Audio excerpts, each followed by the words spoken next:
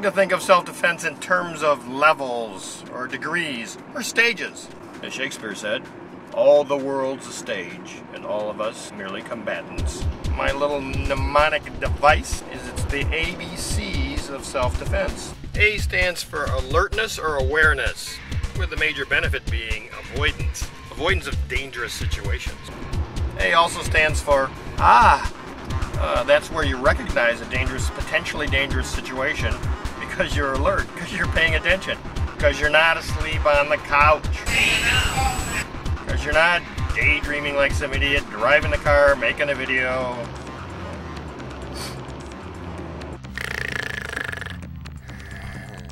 B stands for be gone, that is removing yourself from the situation.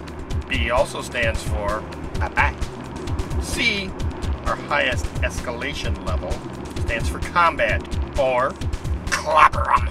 Now this is not something I made up. This is simply just a simpler version of that martial artist's creed that we've all heard before. It's been said by many martial artists, been printed many times. Every martial artist has their own version. Here's my version. Better to beat feet than to whack someone. Better to whomp someone to hurt them than open up a can of whoop ass and really maim them. You make our black-eyed peas and our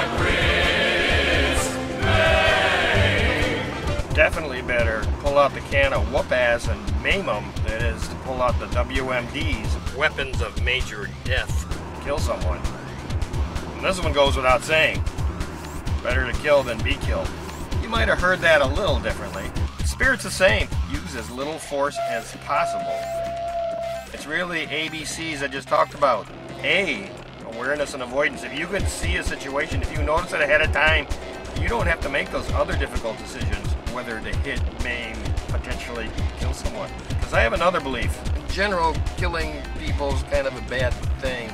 Sometimes it may need to be done, sometimes it's justifiable. But I think you'll agree it's probably not good for the person being killed. It's kind of unhealthy. And it's not good for the person doing the killing. Not good for their conscience, even if they're totally justified. That's going to be something that you're going to have to carry for the rest of your life. And it may potentially be something you'll have to carry with you for the rest of your life in prison.